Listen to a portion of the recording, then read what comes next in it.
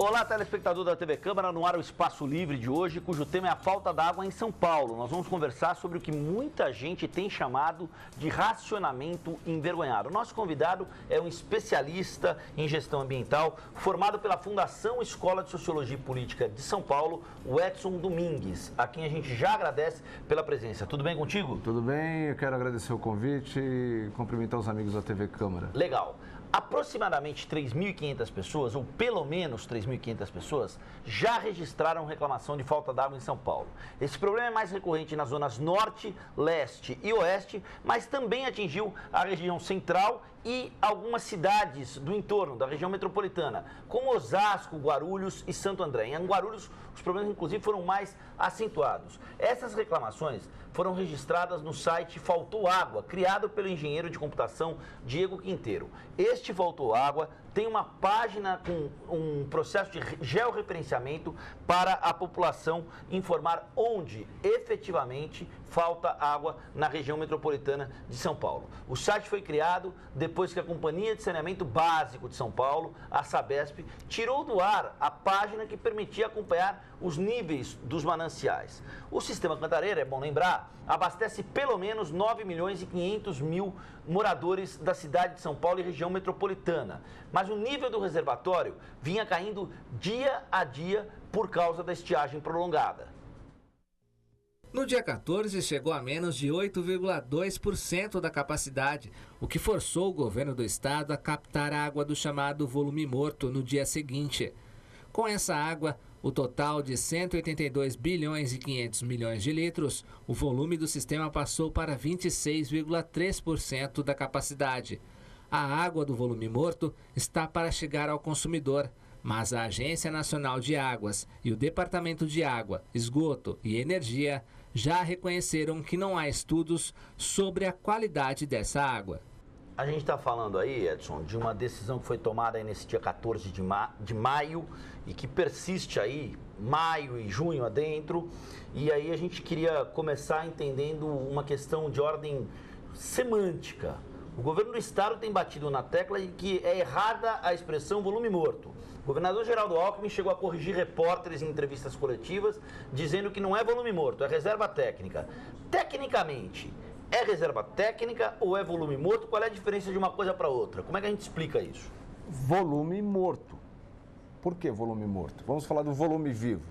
O volume vivo, ele faz uma relação direta entre as várias partes dos reservatórios. Ou seja, você tem um reservatório a montante, a jusante você tem outro e assim por diante até chegar no sistema Guaraú.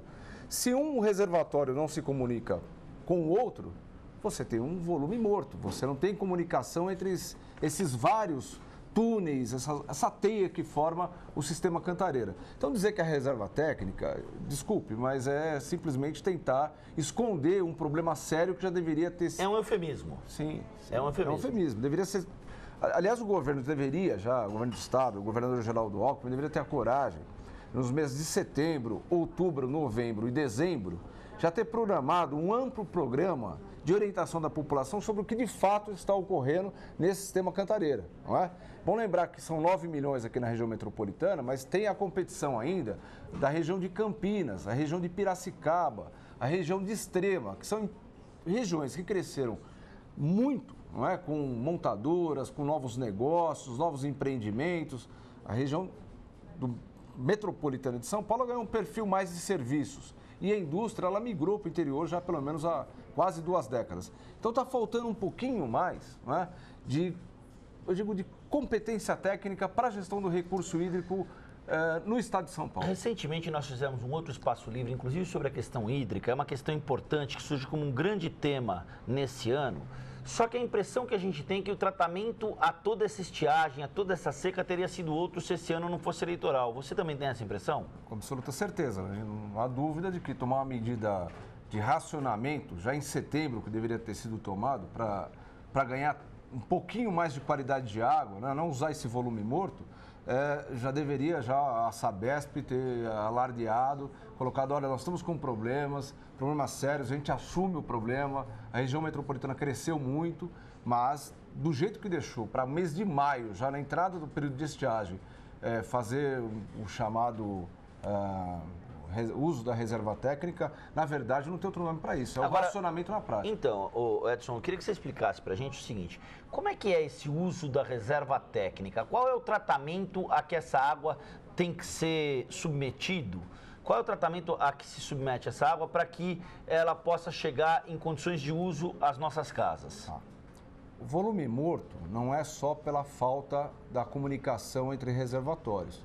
Nós temos que lembrar que ali há uma fauna existente, não é? Sim. Os pesquisadores da Unesp estiveram no sistema Cantareira. Quem quiser ter acesso, é só procurar o site da revista da Unesp, a revista Ciência da Unesp.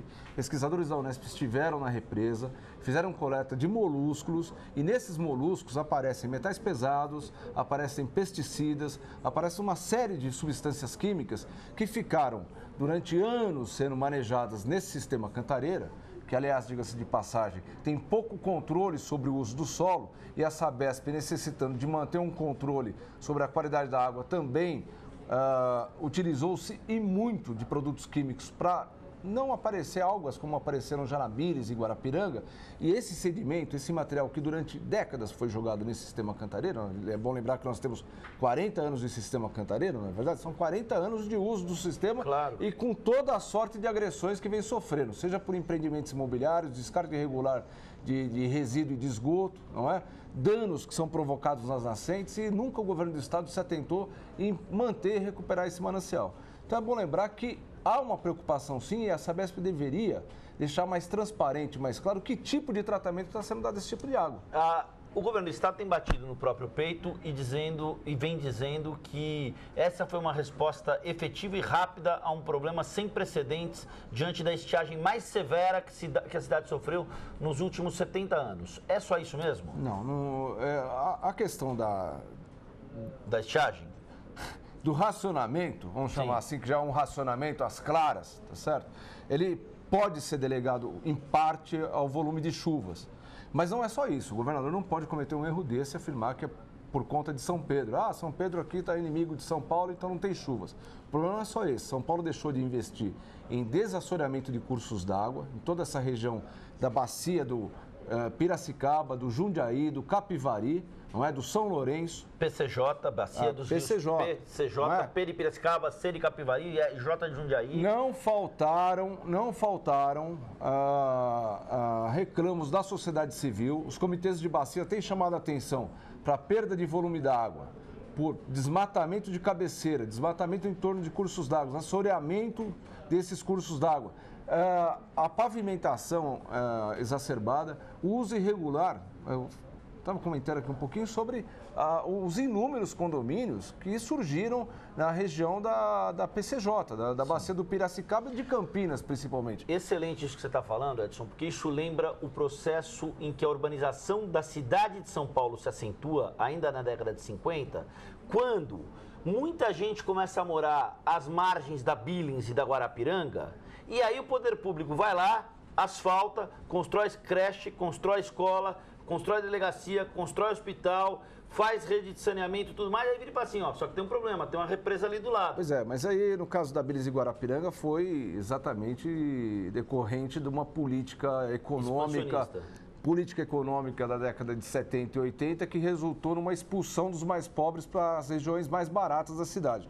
No caso do sistema Cantareira não é isso. No caso do sistema Cantareira, é falta de fiscalização por parte da Polícia Ambiental, por parte da CETESB e por parte da Sabesp. Se você tem um manancial que está sob sua responsabilidade e você não gerencia esse manancial, não adianta jogar a culpa, por exemplo, no município. O município é que trata do uso e ocupação do solo.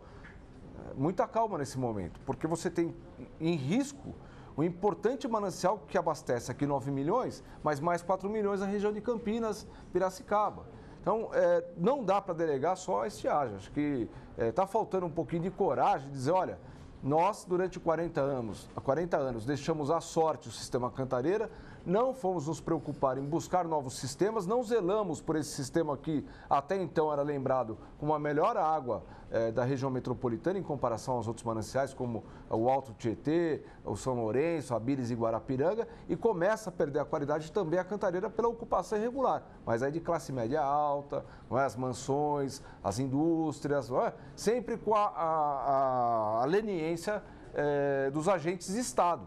Não é? Então, essa é uma preocupação que não está sendo lembrada. Agora se fala em buscar água, por exemplo, na Bacia do Paraíba. Não é? Criou conflito com o governador do Rio de Janeiro. Tenho certeza que os eleitores, né, da sede-mãe do governador Geraldo Alckmin, a região do Vale do Paraíba, está muito preocupado, porque vai faltar água lá também. Você puxa água para cá, para São Paulo, a região metropolitana, vai dar problema lá também.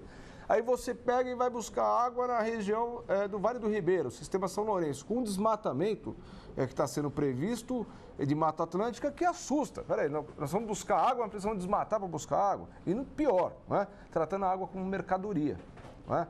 Fazendo a gestão público-privada, uma PPP, de modo que você começa... Eu me recordo do meu pai comentando essa semana, falou, a água virou commodities. Né? Você investe na Bolsa de Valores, os acionistas da Bolsa investem, por exemplo, em Nova York, compram suas ações e querem, claro, produtividade, querem rendimento desses papéis. E água e energia não podem ser tratados como mercadoria. A água é um bem escasso, a água é vida. A água é um bem escasso, ela é um bem finito, portanto, você citou uma leniência por parte dos órgãos públicos nesse sentido. Por leniência, a gente pode entender um aval ou um deixar de fazer algo que era uma função precípua desses órgãos. Nós temos que lembrar que, nos últimos anos, por exemplo, a Sabesp, ela deixou de exercer a sua função principal, né? Que é fazer a gestão da produção de água. Mas a CETESB, ela teve nos últimos 10, 12 anos, um desmantelamento da sua estrutura de profissionais. Mais de 400 profissionais ou foram mandados embora, ou foram demitidos, né? ou se aposentaram. Enfim, o sistema de gerenciamento e fiscalização do governo do Estado, hoje ele está na mão invisível. Né? Você tem um balcão único ali de licenciamento ambiental e não se fala, né? As diversas instâncias da União, do Estado, do município, sobre a gestão dos recursos naturais. Recentemente a gente teve aqui mesmo no Espaço Livre com outro técnico que é especialista em recursos hídricos, avaliando as perdas da Sabesp. Essas perdas na Sabesp, se a gente pegar os jornais, as revistas, isso é o samba do crioulo doido. Tem gente falando que é de 18%, tem gente falando que é de 30%, né? E todo mundo fala que no Japão há um bom modelo, porque no Japão a perda de água no caminho até a residência ou a indústria é de 5% apenas. A cada 100 litros, os japoneses perdem 5%, 5 litros de água. Aqui no Brasil, no mínimo 18, no máximo 30 em São Paulo. Qual é o número com o qual você trabalha? Eu trabalho com 30%, por quê? O que está em jogo, e se deixou de falar disso, em setembro começaram as rodadas de negociação para renovação da outorga do sistema Cantareira. Isso. Não é?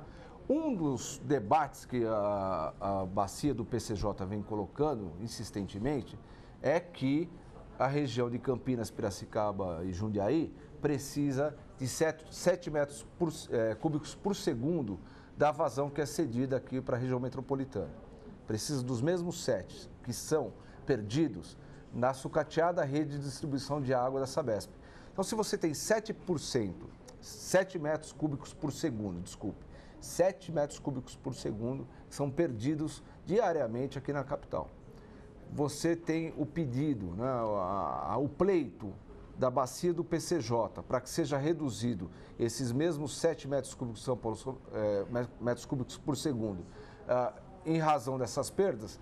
A bacia do Piracicaba está correta, porque o que a Sabesp deveria fazer é a lição de casa, investe na recuperação do sistema de distribuição para que você possa distribuir melhor esse bem natural, que é a água. Não é? Esse conflito, não é? Esse conflito entre as duas bacias foi adiado. Pode ser que vá para março essa nova discussão sobre a repartição do sistema Cantareira, a nova outorga. O governo do estado conseguiu convencer a Agência Nacional de Águas que fosse adiado esse calendário. Mas é premente essa discussão que, primeiro, a gente precisa reduzir consumo.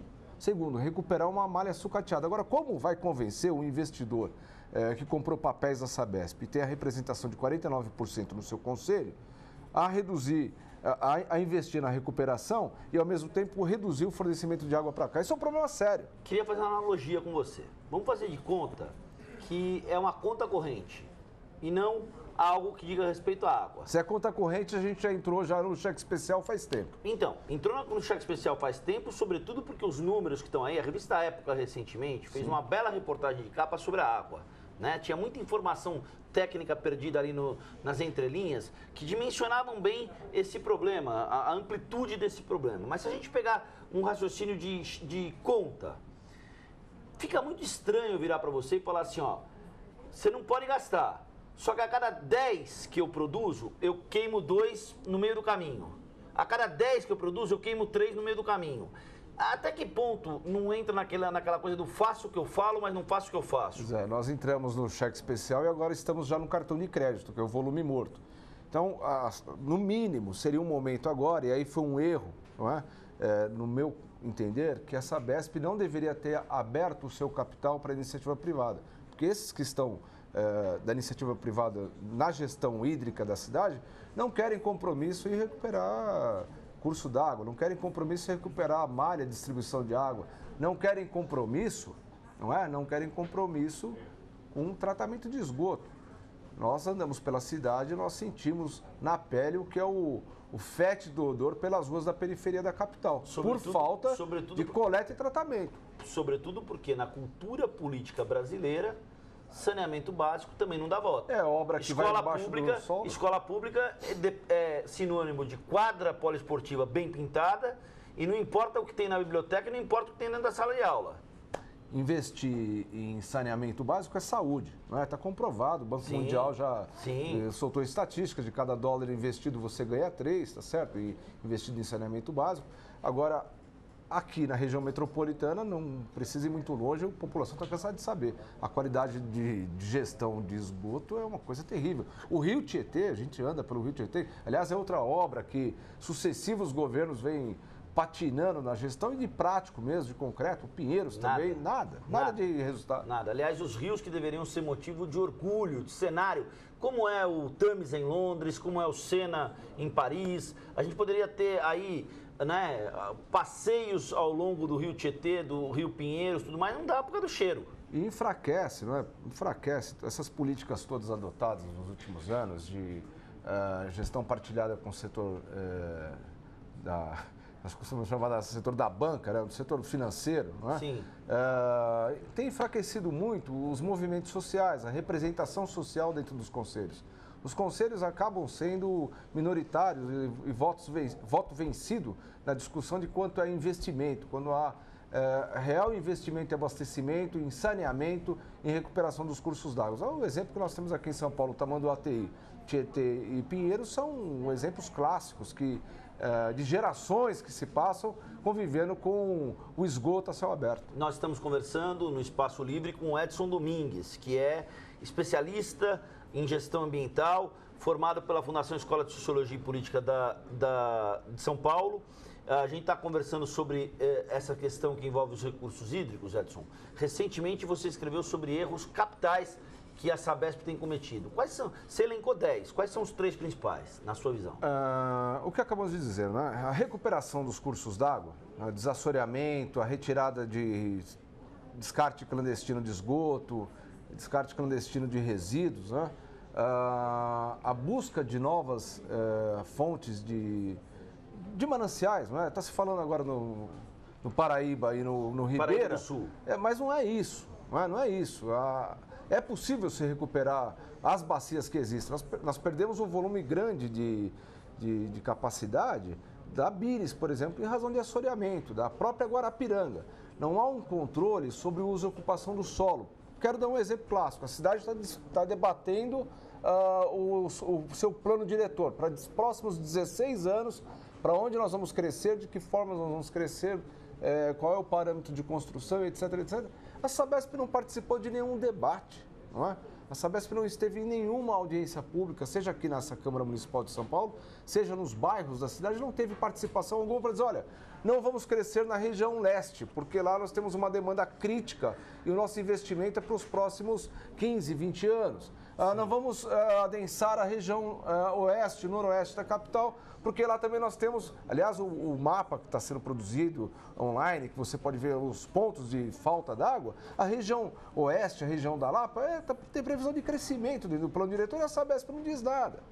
Então, esses exemplos de falta de tratamento de esgoto, de gestão de uso e ocupação do solo no entorno desses mananciais, principalmente do sistema Cantareira. De perdas expressivas no processo. Perdas expressivas no processo, bem lembrado, não é?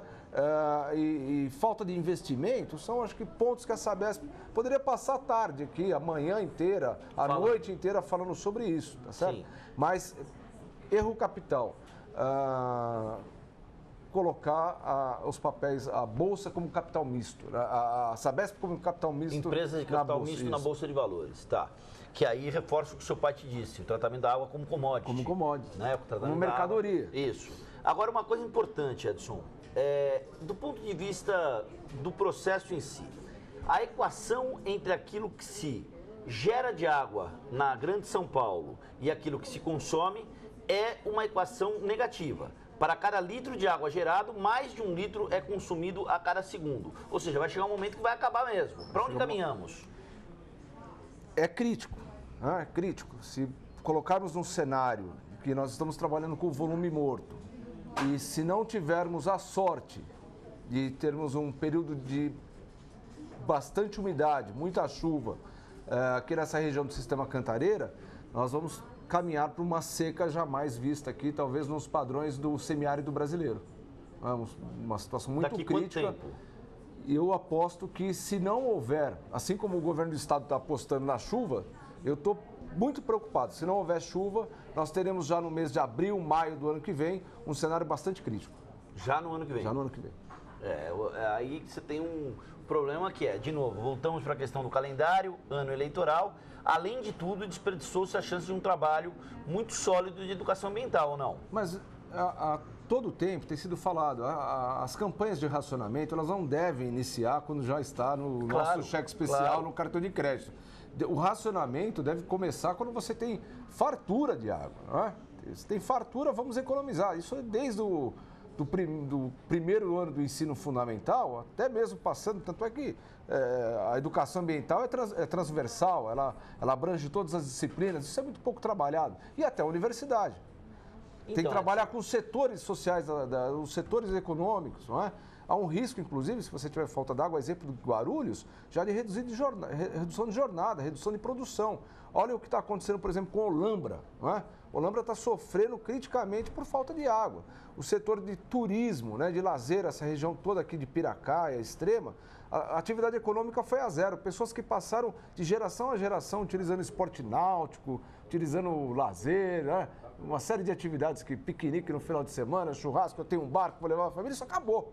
Né? E todo um setor econômico, né? Toda uma parte importante dessa região que vivia por conta disso, restaurantes, a locação de barco e etc. Isso acabou. Agora vamos falar do setor de serviços, as flores. Pior, né? Se nós batermos uma seca mais drástica na região de Piracicaba, ainda que algumas montadoras disponham de sistemas próprios de captação ou de reuso de água, nós vamos ter problema sério até mesmo num cenário mais crítico com o desemprego. E aí, para onde a gente caminha efetivamente? Você disse agora há pouco que se São Pedro não ajudar, no abril e maio do ano que vem serão meses muito críticos. Portanto, a gente está falando aí 1 ano, 10 meses, 11 meses. Daqui a 11 meses nós vamos ter que pagar essa conta. E daqui a 20 anos, como é que vai ser? O cenário é catastrófico. Se continuar dessa forma de gestão de recurso hídrico, não há um outro cenário otimista a ser observado. Não é? Ou se faz política séria de meio ambiente, de gestão de recurso hídrico, ou nós caminhamos para o caos. Não é? Nós pegamos as grandes cidades do mundo, por exemplo, Cairo, não é? Tem problema seríssimo de abastecimento. Não é? Rio de Janeiro tem problemas sérios de abastecimento. E São Paulo não está muito distante disso. Né? Nós estamos quase num percentual de água, né, água por habitante, quase similar ao semiárido. O brasileiro está começando a jogar com a hipótese de fazer aqui o que foi feito, por exemplo, em Israel, com a questão da dessalinização. Essa semana já começou a falar nisso. Isso, né? Em que pese a questão do impacto ambiental. Que fique claro, o processo de salinização de água do mar tem um impacto ambiental, um custo verde elevadíssimo. O impacto ambiental e o impacto econômico. Sem dúvida. Nós vamos ter orçamento para isso tudo, tá certo? Ainda que você tenha um crescente de orçamento aí da ordem de 15%, 18% ao ano, não é? Onde é que nós vamos buscar essa água, não é? Volta a mesma discussão, vamos no Paraíba do Sul. Opa, mas o Rio de Janeiro também consome água a cidade do Rio de Janeiro consome água do Paraíba do Sul. Vai para o Vale do Ribeira. O Rio Ribeira está combalido, também assoreado, também com problema de contaminação por metais pesados. Então nós estamos entrando num checkmate. Ou se muda a política de gestão desses mananciais que estão muito próximos, talvez seja mais barato recuperar o sistema Bires, Guarapiranga e Cantareira do que se investir da forma que está se propondo. É a lógica apenas do consumo pelo consumo e não pela recuperação dos recursos hídricos. Olha, a Agência Nacional de Águas e o Departamento de Água, Esgoto e Energia informaram, durante todo esse processo, toda essa crise, que não há estudos que garantam a qualidade da água do volume morto. Aí eu pergunto, não é temerário e perigoso oferecer a água para a população como se fosse um cheque em branco que não sabe muito bem o que vem nele? Existe um princípio que é o princípio da precaução, em que você analisa as condições, os riscos que estão sendo oferecidos, coloca como fator preponderante a questão da saúde pública, sobre cautela de todas as hipóteses do que pode ocorrer com um produto que nós não sabemos, não tem transparência do que há de contaminantes, a não ser a pesquisa feita pela Unesp, pela Universidade do Estado de São Paulo, a Unesp, a conceituada Unesp, sobre os contaminantes encontrados em monúsculos. Seria prudente por parte da Sabesp, do governador Geraldo Alckmin, dizer, olha, enquanto médico, recomendo que essa água não tem problema para se beber. Eu não vi nenhuma declaração do governador nesse sentido. Agora, é muito sério, nós sabemos que indivíduo para indivíduo, você tem aí uma reação diferente à ingestão de certos contaminantes. A Câmara Municipal de São Paulo, nesse momento, discute as áreas contaminadas do município e essa relação com a saúde, principalmente entre os quais o campus da USP Leste. A USP Leste, pois é. Qual é o efeito, por exemplo, dos compostos orgânicos voláteis encontrados no solo da USP Leste sobre a saúde do corpo docente e discente da USP Leste? O mesmo se aplica aqui ao volume morto. Qual é o impacto sobre a saúde pública? Não é quando você ingere uma água que você não tem clareza de qual é a qualidade dessa água, qual é o tratamento? Está sendo dado o mesmo tratamento quando se tinha um volume vivo, vamos chamar assim, ou está sendo dado outro tratamento? Nós não sabemos, não temos transparência na gestão de recursos hídricos. Acho que isso é muito importante, sem dúvida, porque o Sistema Nacional de Meio Ambiente deixou muito claro, com regras muito claras, a gestão do sistema, compartilhado com a sociedade. A sociedade não tem acesso a essas informações. A Sabesp mesmo vem tolhendo informações na sua página eletrônica. Então, é mais do que urgente eu dizer, olha, garanto a vocês que essa água não tem problema algum. A população pode ficar tranquila, pode oferecer para o netinho, pode dar um copo de água para a sogra, que não tem problema algum. Mas esse risco a gente não sabe até que ponto está sendo considerado. Sem dúvida. Bom, Edson, queria muito agradecê-lo pelo bate-papo. Nós conversamos, portanto, com o Edson Domingues, que é um especialista em gestão ambiental, formado pela Fundação Escola de Sociologia e Política de São Paulo, sobre a questão das reservas hídricas no sistema Cantareira. Em síntese, é muito preocupante o momento que a gente vive. Grave, extremamente grave, preocupa para esta e para as próximas gerações. Preocupa muito? Muito. Tá. Edson, muito obrigado pelo bate-papo, a gente está à disposição e vamos continuar acompanhando essa questão, monitorando de verdade tudo isso que vem acontecendo e principalmente ficar de olho também na conduta de cada um de nós como cidadãos, no sentido de se preservar um bem finito e cada vez mais escasso que a água. Cada um fazendo um pouco da sua parte ajuda, fazendo um pouco ajuda, mas temos que fazer muito mais. Temos que cobrar do governo. Olha, o que vocês fizeram até agora não deu resultado, precisa renovar, Precisa renovar as atitudes, renovar as políticas públicas, precisamos de renovação. E eu quero agradecer o convite e recomendo aí aos nossos telespectadores que vamos rezar muito para São Pedro, porque só dependemos deles. Não há onde mais recorrer. Legal, continue com a programação da TV Câmara. A gente discutiu neste Espaço Livre especial de hoje a falta d'água em São Paulo, todo esse problema no Sistema Cantareira, a dimensão desse problema no Sistema Cantareira. Continue com a nossa programação, TV Câmara São Paulo, a política da cidade passa por aqui.